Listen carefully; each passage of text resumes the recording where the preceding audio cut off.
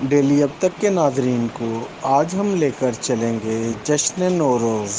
जी हाँ, एक कदीम ईरानी त्यौहार जो पूरे ईरान में इंतहाई जोश व जज्बे से मनाया जाता है। इसी मुनासबत से खाना फ़रहंग ईरान लाहौर में होने वाली तकरीब की ख़ुसूसी कवरेज की गई ताकि हमारे नाज़रीन को भी ये मालूम हो सके कि जश्न नौरोज़ क्या है और ईरानी अपने नए शमसी साल का आगाज़ किस तरह से करते हैं। والليل إذا يغشى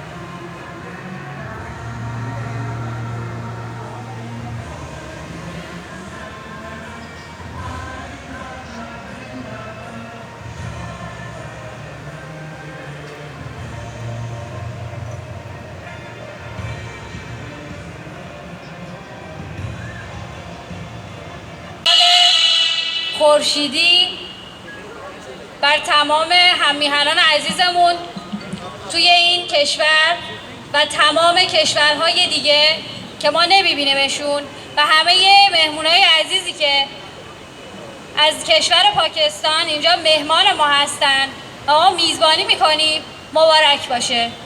سال خیلی خوبی داشته باشین، خیلی خوب و خورشیدی.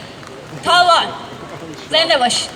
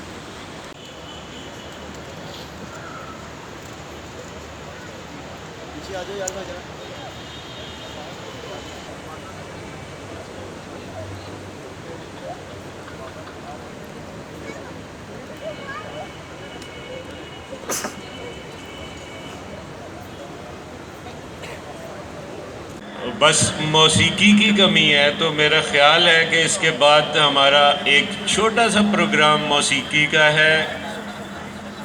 कव्वाली आप सुनेंगे और उससे लुत्फ़अंदोज़ होंगे। हमारे इस बैंड का नाम है, पाकिस्तानी बैंड है, द मस्त बैंड।